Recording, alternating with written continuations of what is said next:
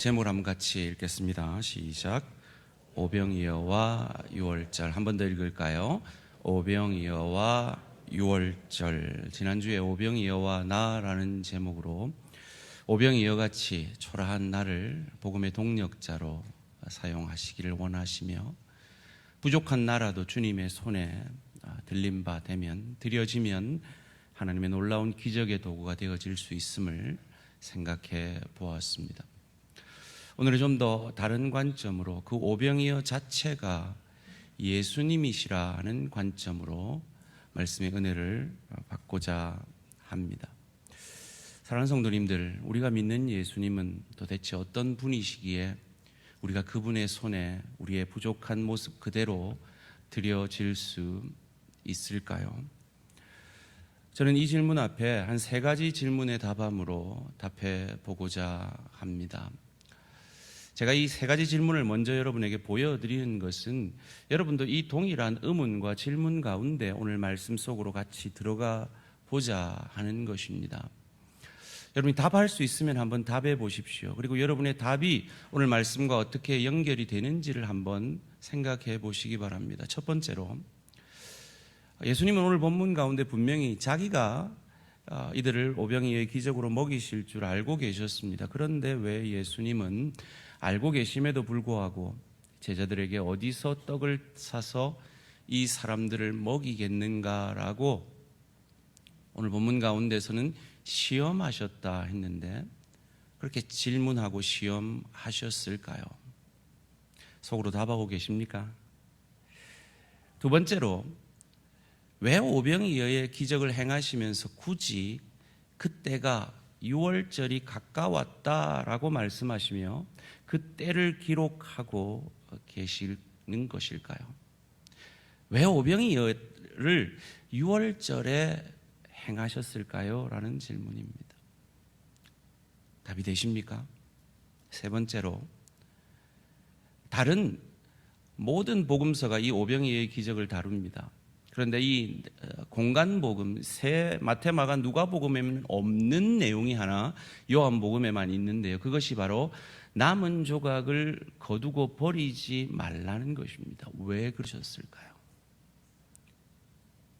여기에 답함으로 오늘 우리가 믿는 하나님, 부족한 오병이어 같은 나를 그분이 어떤 분이기에 그의 손에 드릴 수 있는지를 생각해 보고자 합니다. 첫 번째 질문이 뭐였는지 생각이 나십니까? 왜 예수님은 제자들에게 자기가 먹일 줄 알면서도 어디서 떡을 사서 이 사람들을 먹이겠는가라고 질문하시는 것일까요? 5절 말씀입니다. 예수께서 눈을 들어 큰 무리가 자기에게로 오는 것을 보시고 빌립에게 이르시되 우리가 어디서 떡을 사서 이 사람들을 먹이겠느냐 하시니, 빌립이 대답하죠. 6절 말씀입니다. 이렇게 말씀하시면 친히 어떻게 하실지를 아시고 빌립을 시험하고자 하심이라. 빌립을 시험하려고 이 말씀을, 이 물음을 하셨다는 거예요. 그래서 빌립의 대답이 뭐였습니까? 2천만 원 갖고도 안 돼요가 대답이었습니다. 안 된다는 게 대답이었죠. 안드레의 대답은 뭐였습니까? 오병이어 있는데 이것 갖고 뭐 하겠어요? 라는 대답이었습니다. 바로 그 대답이요. 그 절망스러운 대답이요. 여러분, 여러분의 모습을 율법 앞에서, 말씀 앞에서 보시면서 여러분은 여러분에게 이 대답이 있으십니까? 여러분 심령 가운데 이 대답이 있으십니까? 자기 절망이 있으십니까? 예수님은 지금 그 절망의 고백을 만들어내고 계신 겁니다. 이 본문뿐만이 아닙니다. 첫 표적을 행하신 가나의 혼인잔치의 표적 가운데서도 분명히 어머니가, 마리아가 예수님께 떨어졌습니다. 도와주세요 했는데 거절합니다. 내 때가 아직 이르지 않았습니다 라는 거절을 합니다. 왜요? 인간들이 그 부족을, 연약을, 절망을 경험한 이후에 은혜를 갈구하기 때문이죠. 사마리아 여인에게도 그 불쌍한 여인, 그 가엾은 여인에게 너무나 가혹한 질문을 하셨던 것을 기억하지 않습니까? 네 남편 데려오라. 없습니다. 그래, 네 남편 5 있었지만 지금은 지금 사는 그 남자는 네 남편도 아니지. 그 인간의 절망 속에서 하나님의 은혜를 구하게 하는 것이죠. 38년 동안 누워있는 중풍병자가 낫는 건 너무나, 낫고자 하는 건 너무나 당연한데 그에게 가혹하게 네가 낫고자 하느냐라고 물으십니다. 왜요? 그의 절망적인 상태를, 주님의 은혜가 아니면, 하나님의 은혜가 아니면 살 수 없는 그 절망적인 상태를 고백하게 함으로 하나님의 은혜를 바라보게 하는 것입니다. 사랑하는 성도님들, 혹 이 자리에 여러분 자신에게 절망하신 분이 계십니까? 거기에서 은혜가 시작됨을 믿으시기를 주님의 이름으로 축원합니다. 그 은혜를 내리시기 위해서 예수님은 자신이 행한 이 오병이어와 구약의 만나를 연결시키십니다. 그리고 이 구약의 만나를 주실 때 모세가 했던 그 동일한 물음을 예수님이 하신 거예요. 민수기 11장 11절에서 13절 말씀입니다. 모세가 여호와께 여짜오되 어찌하여 주께서 종을 괴롭게 하시나이까? 어찌하여 내게 주의 목전에서 은혜를 입게 하시고 이 모든 백성을 내게 맡기사 내가 그 짐을 지게 하시나이까?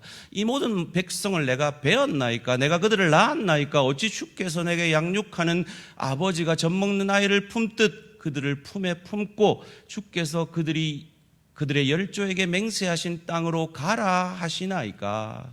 이 모든 백성에게 줄 고기를 내가 어디서 얻으리까? 동일한 고백이죠. 그들이 나를 향하여 울며 이르되 우리에게 고기를 주어 먹게 하라 하온즉 우리는 그 답을 압니다. 그들이 어디서 얻었습니까? 하늘로부터 만나를 얻었습니다. 하늘로부터 메추라기를 얻었습니다. 주님은 하늘로부터만이 올 수 있는 참 생명의 떡이 자신인 것을 말씀하고 싶으신 거죠. 그래서 이 오병이어의 기적을 기적이라 하지 않고 표적이라 합니다. 이 표적이라는 것은 이 표적 자체가 목적이 아니라 그 표적이 말하고자 하는 메시지가 목적이라는 거죠. 마치 여러분이 신호등을 보면 그 신호등 자체가 목적이 아니라 신호등에 빨간불이면 멈추어야 한다는 그 메시지가 목적이듯이, 그래서 이 표적이라는 말을 영어로 사인이라고 번역하는 것입니다. 예수님이 이 질문을 하신 이유는 단 하나입니다. 우리로는 못합니다. 내게는 불가능합니다 라는 이 고백을 만들어내는 것입니다. 그 고백을 만들어내기 위해서 유대인들에게 주신 율법이 안식일입니다. 아무것도 하지 마라. 네가 해서는 안 된다. 그리고 그 안식일의 주인이 바로 예수 그리스도이신 것입니다. 그런데 예수님은 어디서라고 물었는데 제자들은 어떻게로 답합니다. 예수님은 하늘을 바라보라고 물었는데 제자들은 땅에서 그 해결점을 찾고 있습니다. 이건 누구 닮지 않았나요? 누구 닮은 것 같지 않나요? 여러분 어떤 문제 가운데 계십니까? 어떤 어려움 가운데 계십니까? 하나님이 묻으십니다. 어디서 얻겠느냐? 그때 제자들과 달리 주님 앞에 주님 나는 못합니다. 땅에서는 방법이 없습니다. 하늘 은혜 내려 주십시오. 고백하게 되는 저와 우리 모든 성도님들 되시기를 주님의 이름으로 축원합니다. 그것을 깨달은 파스칼은 이 위대한 고백을 남겼죠. 모든 사람의 마음에는 하나님이 만드신 하나의 공간, 즉 공백이 있다. 이것은 어떠한 피조물로도 채울 수 없고 오직 예수 그리스도를 통하여 하나님만이 채우실 수 있는 공백이다. 그런데 이 공백을 사람들은 세상에서 땅에서 찾고자 하여 돈으로, 쾌락으로, 명예로 그 즐거움을 찾지만 거기에서는 허무감밖에 느끼지 못하고 그 결과로 중독이라는 병을 오늘 이 인류가 앓고 있는 것입니다. 소원합니다. 여러분의 결핍 앞에, 여러분의 인생의 절망 앞에 땅에서 그 문제점을 찾지 마시고 그 문제의 해결을 찾지 마시고 하늘을 바라보시는 저와 우리 모든 성도님들 되시기를 주님의 이름으로 축원합니다. 왜 예수님은 제자들에게 어디서 떡을 사서 이 사람들을 먹이겠는가 질문하실까요? 두 번째로, 제자들과 함께 이 문제를 해결하시기 위해서입니다. 오늘 본문 5절 말씀 다시 한번 함께 읽습니다. 시작. 예수께서 눈을 들어 큰 무리가 자기에게로 오는 것을 보시고 빌립에게 이르시되 우리가 어디서 떡을 사서 이 사람들을 먹이겠느냐 하시니, 네가가 아닙니다. 우리가 합니다. 이것이 주님이 우리를 향하신 마음입니다. 내가 여기 있지 않느냐? 무한한 하나님의 자원인 내가 여기 있지 않느냐? 그런데 너는 어디서 그 허무함을, 그 결핍을, 그 절망을 해결하고 채우려고 하느냐라고 말씀하고 있는 겁니다. 돈이면 될 것 같으냐? 2천만 원 없어요. 오병이요, 나는 능력이 부족해요. 이거 갖고 뭐 하겠습니까? 이 고백밖에 만들어낼 수 없는 것이 너희지 않느냐? 우리가 함께하자 말씀하고 계십니다. 오늘 보면 6절 말씀에 빌립을 시험하고자 이 말씀을 하셨다라고 합니다. 그런데 이 시험에서 빌립은 실패했습니다. 마치 저와 여러분들처럼 말이죠. 이스라엘 백성들의 조상들도 이 시험에 실패했습니다. 신명기 8장 2절 3절 말씀입니다. 내 하나님 여호와께서 이 40년 동안에 내게 광야길을 걷게 하신 것을 기억하라. 이는 너를 낮추시며 너를 시험하사 내 마음이 어떠한지 그 명령을 지키는지 지키지 않는지 알려 하심이라. 지키지 않았죠? 그래서 3절 말씀이에요. 너를 낮추시며 너를 줄이게 하시며 또 너도 알지 못하는 내 조상들도 알지 못하던 만나를 내게 먹이신 것은 사람이 떡으로만 사는 것이 아니요 여호와의 입에서 나오는 모든 말씀으로 사는 줄을 내가 알게 하려 하심이라. 이 만나는 하나님의 말씀을 예표하는 것이라고 얘기합니다. 그런데 출애굽 1세대들은 이 시험에 실패했습니다. 하나님을 믿지 않았습니다. 하늘을 바라보지 않았습니다. 그래서 광야에서 다 죽었습니다. 그런데 빌립은 이 시험에서 실패했는데도 죽지 않습니다. 왜입니까? 주님이 이 시험을 빌립과 함께 감당하고 계시기 때문입니다. 누가복음 22장 28절 말씀입니다. 너희는 나의 모든 시험 중에 항상 나와 함께한 자인지야. 여러분, 제가 아주 자주 얘기해서 이제 여러분 익숙하실 만한데요, 하나님께서 우리에게 이 대속사역, 구속사역을 하신 것은 십자가와 부활만 있는 것이 아닙니다. 이 대속사역은 어디서부터 시작됐습니까? 성육신에서부터 시작됐습니다. 우리를 대신하여 인간이 되시고 이 짐승 같은 삶을 사는, 이기적인 삶을 사는 우리를 대신하여 짐승의 밥이 되어주시기 위해 짐승의 밥통에 누이신 이 성육신에서부터 대속사역은 시작된 겁니다. 그리고 예수님이 우리를 대신하여 우리가 늘 지는 먹고 사는 문제, 자존심의 문제, 소원의 문제를 우리 대신 그 시험을 우리와 함께 함으로 이겨주십니다. 그것이 마태복음 4장 1절에서 4절 말씀입니다. 함께 읽습니다. 시작. 그때 예수께서 성령에게 이끌려 마귀에게 시험을 받으러 광야로 가사 40일을 밤낮으로 금식하신 후에 줄이신지라. 시험하는 자가 예수께 나와서 이르되 내가 만일 하나님의 아들이거든 명하여 이 돌들로 떡덩이가 되게 하라. 예수께서 대답하여 이르시되 기록되었으되 사람이 떡으로만 살 것이 아니요 하나님의 입으로부터 나오는 모든 말씀으로 살 것이라 하였느니라 하시니. 먹고 사는 문제에 있어서 늘 넘어지는 우리 대신에 예수님이 40일 동안 줄이신 그 상태에서도 이 정답을 얘기하심으로 우리 대신 이 시험을 이겨주셨습니다. 그리고 죄 없으신 예수님이 인간의 대표자인 세례 요한에게 세례 받으시는 이 대속의 사역으로 우리의 모든 죄를 전가받으셨습니다. 받으신 것입니다. 주님이 이기셨습니다. 그래서 빌립이 죽지 않고 사는 것입니다. 그래서 저와 여러분이 이 시험을 주님과 함께하여 이겼음을 믿으시기를 주님의 이름으로 축원합니다. 두 번째로, 왜 오병이어의 기적을 6월절이 가까운 때 행하셨으며 굳이 요한은 이 오병이어의 날이 6월절 가까운 때임을 말씀하고 있는 것일까요? 우리가 읽지는 않았지만 요한복음 이 6장은 참 긴 장인데요, 긴 장 전체가 사실 오병이어가 말하고 있는 표적이 무엇인지를 우리에게 설명하는 장이에요. 요한은 갑자기 모세를 등장을 시킵니다. 이어지는 본문 요한복음 6장 32절에서 35절 말씀입니다. 예수께서 이르시되 내가 진실로 진실로 너희에게 이르노니 모세가 너희에게 하늘로부터 떡, 만나죠, 떡을 준 것이 아니라 내 아버지께서 너희에게 하늘로부터 참떡을 주시나니 하나님의 떡은 하늘에서 내려 세상에 생명을 주는 것이니라. 그들이 이르되 주여 이 떡을 항상 우리에게 주소서. 예수께서 이르시되 나는 생명의 떡이니.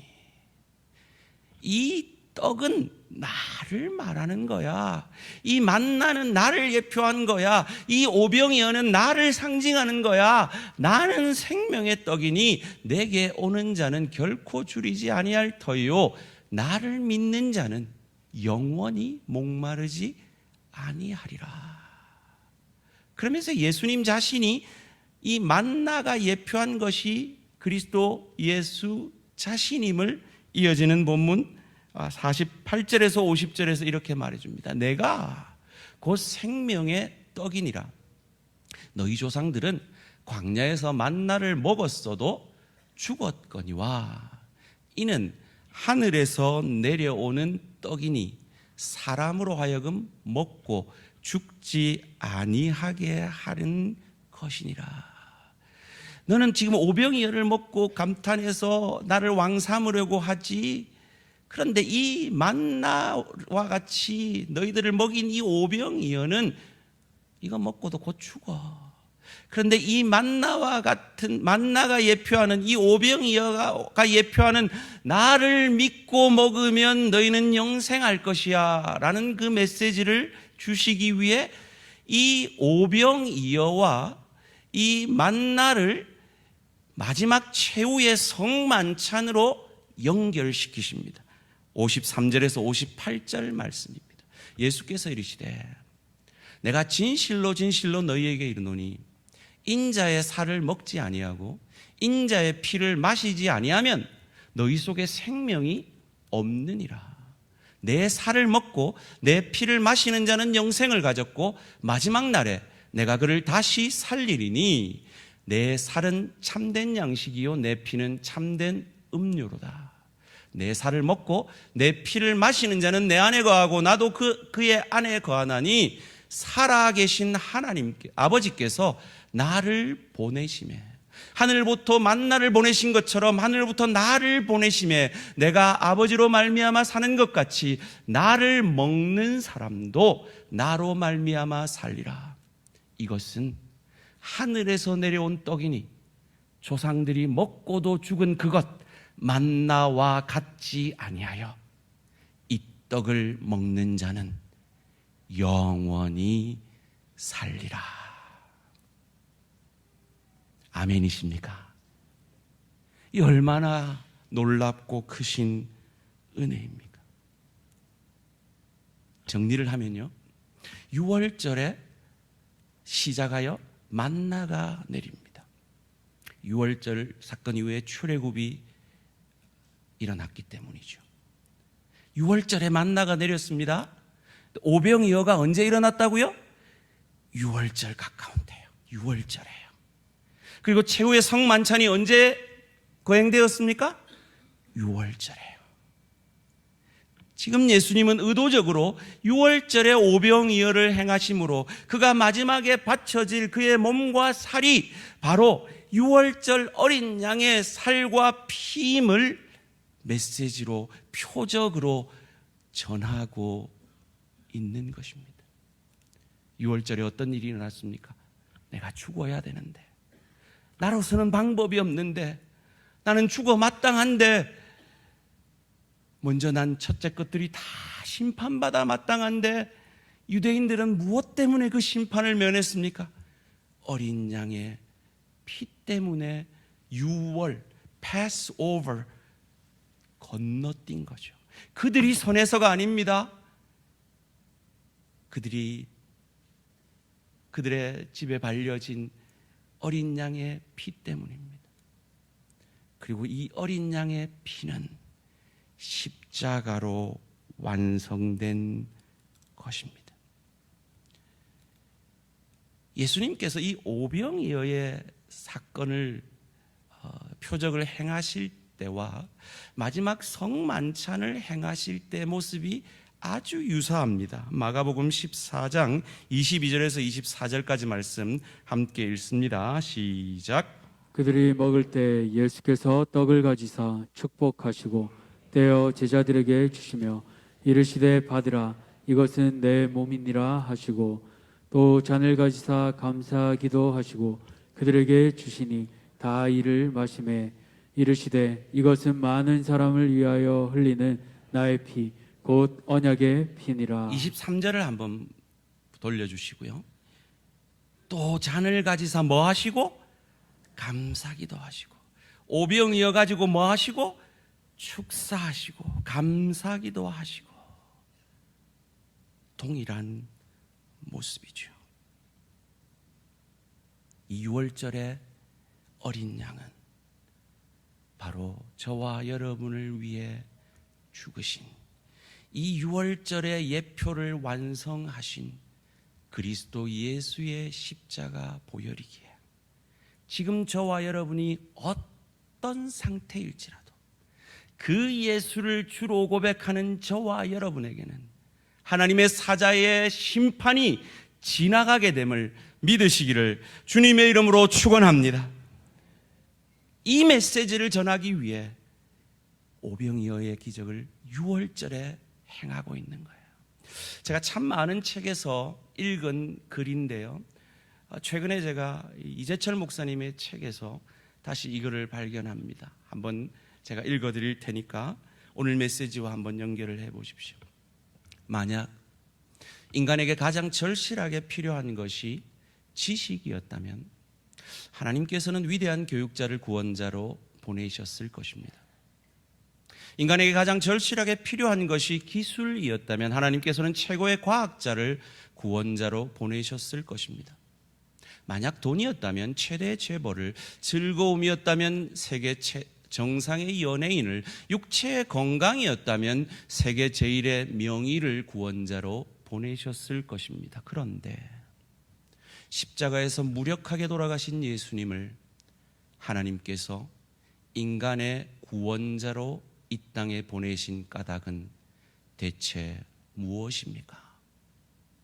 인간에게 가장 절실하게 필요한 것은 죄의 해결, 다시 말해 죄로부터의 구원이었기 때문입니다. 이 예수 십자가, 유월절 어린 양 되신 예수 십자가의 보혈로 우리의 과거, 현재, 미래의 모든 죄가 사함받았음을 믿으시기를 주님의 이름으로 축원합니다. 세 번째로, 그렇다면 왜 요한복음만 남은 조각을 거두고 버리는 것이 없게 하라 하는 이 말씀을 우리에게 주시는 것일까요? 12절 말씀 함께 읽습니다. 시작. 이 배부른 후에 예수께서 제자들에게 이르시되 남은 조각을 거두고 버리는 것이 없게 하라 하심으로. 정답을 한번 보여주시죠. 오병이어의 표적은 예수님의 은혜의 증거이기에 그 은혜를 아무것도 하지 않고 기대어서 편하게 받아 먹었다고 그것을 값싸게 취급하지 말고 귀히 여기라는 것입니다.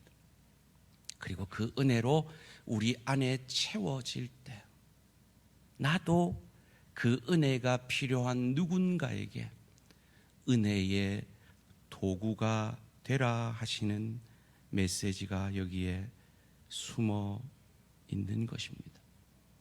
사랑하는 성도님들, 저와 여러분은 참 아무것도 하지 않고 이 복음의 은혜를 받았습니다. 하나님의 자녀 되었습니다. 천국 백성 되었습니다. 그래서 오늘날 이 복음이 값싼 복음으로 변질되어 가고 있음을 봅니다. 이 값싼 복음은 어떻게 변질된지를 아세요?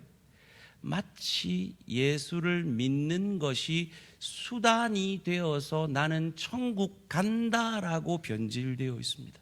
사랑하는 성도님들, 예수를 믿는다는 건 천국 가는 수단으로 예수를 믿어 천국 가는 게 아닙니다. 그건 참 믿음이 아닙니다. 예수를 믿는다는 건 예수님 자체가 목적이 되는 것입니다. 예수님이 수단이 되는 게 아닙니다. 내 배를 채워주기 위해 예수님이 수단이 되는 것이 아닙니다. 사랑하는 성도님들, 여러분에게는 이 진실한 믿음이 있으십니까? 만약에 여러분이 이 진실한 믿음이 여러분 안에 있다면 여러분 안에서는 이 두 가지 증거가 발견되어져야 합니다. 첫째는 여러분에게 임한 이 복음의 은혜 때문에 여러분의 삶이 변하고 있어야 합니다. 만약에 이 복음의 은혜가 전혀 여러분의 삶을 변하게 하고 있지 않다면 여러분은 아직 예수를 믿지 않는 분들입니다. 그저 아는 거죠. 예수를 아직 인격적으로 만나지 못한 겁니다. 그런 분들은 기도하십시오. 하나님 앞에 메어 달리십시오. 천국 가게 해달라고, 예수 믿게 해달라고 기도하십시오. 우리에게 임한 이 복음의 은혜는 결코 우리 자신 안에서 무력하게 있을 수가 없습니다. 반드시 우리 안에 들어온 복음은 하나님의 사람들을 변하게 만듭니다. 변하지 않게 만드는 그것은 믿음이 아니라 지식입니다. 여러분 안에 이 변화가 있으십니까? 이 변화를 함께 하고자 대한가족의 삶을 이번 주부터 시작합니다. 제자 훈련을 하고 있습니다. 변화되시기 원하십니까? 하나님의 말씀 앞으로 나오시기 바랍니다.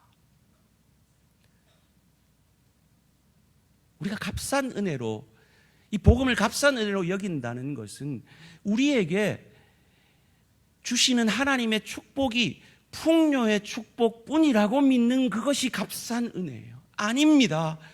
우리 장로님 기도하신 대로 우리에게 주시는 하나님의 축복은 풍요의 축복도 있지만 더 큰 축복이 깊이의 축복입니다. 내가 원하지 않는 사람을 만나게 하십니다.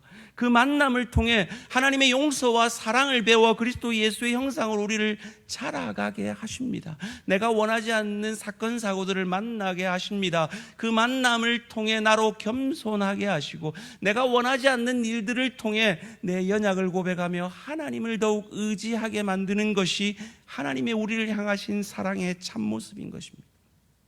우리의 육신의 연약을 통해 이 땅의 삶이 다가 아니라 영원한 천국이 기다리고 있음을 바라보며 자족하는 믿음을 연습하는 그 그리스도 예수를 닮아가는 수준적 구원을 깊이의 축복 가운데 이루는 것이 은혜 되게 하는 것인데, 그 순간에 하나님 왜 나한테 이러세요?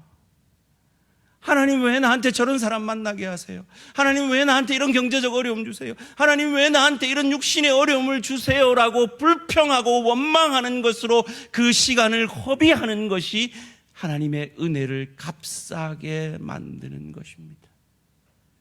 12바구니를 버려서는 안 됩니다.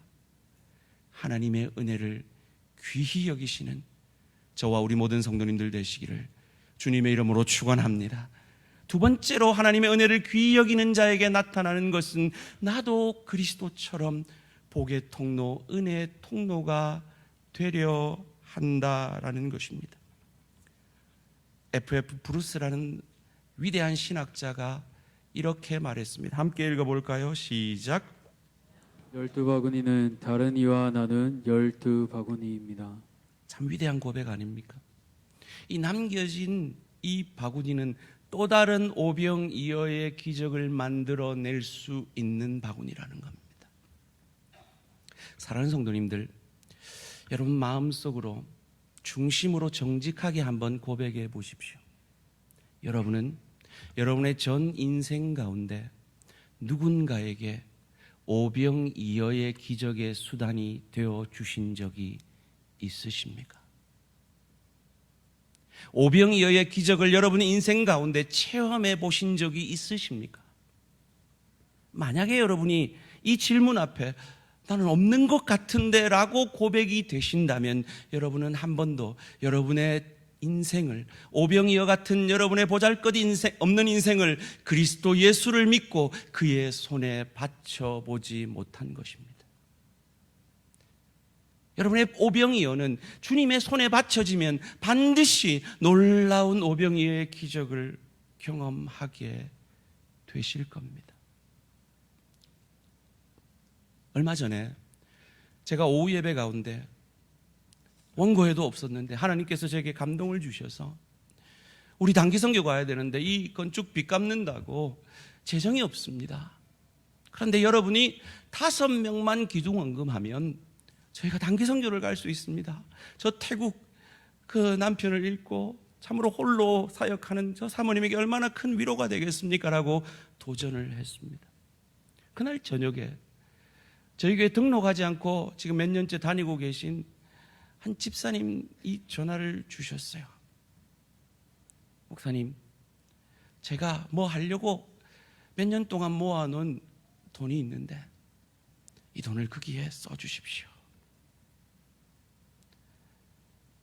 그 오병이어를 통해 이어져 7분이 단기 선교 기둥원금을 하셔서 저희가 올 내년 초에 단기 선교를 가게 됩니다.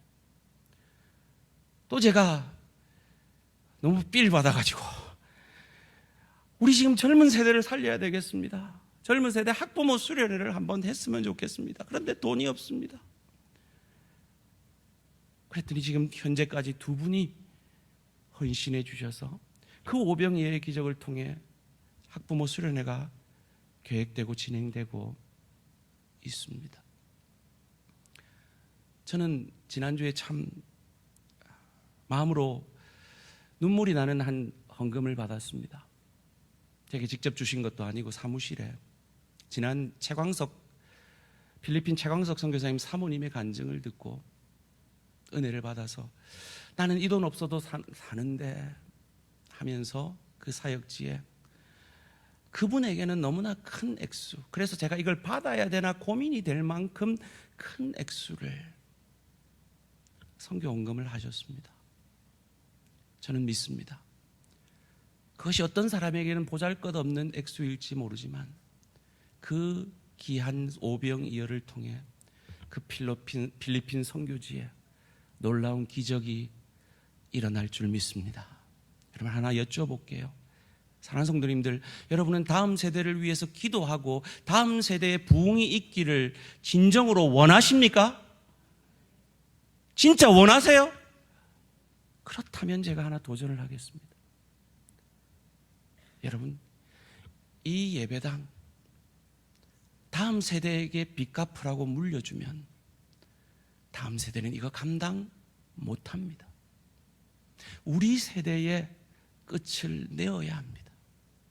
제가 하나님 앞에 아무리 기도해봐도 하나님 뭐 건축원금을 다시 해볼까요? 뭐 이런 기도를 해봐도 그건 아닌 것 같고 제게 하나님이 뜨신 것 같은 딱 하나의 아이디어가 떠올라요. 그건요, 현재 우리 교회 서리집사님들 포함해서 직분자들이 이 교회가 내 마지막 교회야, 나는 이 교회의 기둥이 될 거야 라는 마음으로 모든 재직들만 다 참석해 주셔도, 모든 재직들만 오병이어의 기적이 되어 주셔도 다음 세대 부흥은 반드시 그 오병이어를 통해 그들이 복음의 본질에 집중함으로, 복음에 투자함으로 반드시 하나님은 그 기적을 우리에게 보여주실 줄 믿습니다. 그런데 아무나 못해요. 그리고 아무나 하는 것도 원치 않습니다.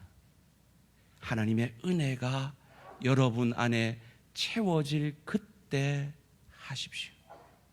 그리고 여러분 안에 다음 세대들을 기도하면서 다음 세대를 위해 내가 어떤 오병이어가 되어질까에 대한 질문에 답하심으로 이 남겨진 12바구니를 통해 남겨진 12바구니의 은혜를 경험한 하나님의 먹이신 그 생명의 떡을 먹고 영원히 살게 된 저와 여러분이 남은 생에 주님 앞에 복의 통로, 은혜의 통로로 쓰임받는 기적이 계속되어질 수 있기를 주님의 이름으로 축원합니다.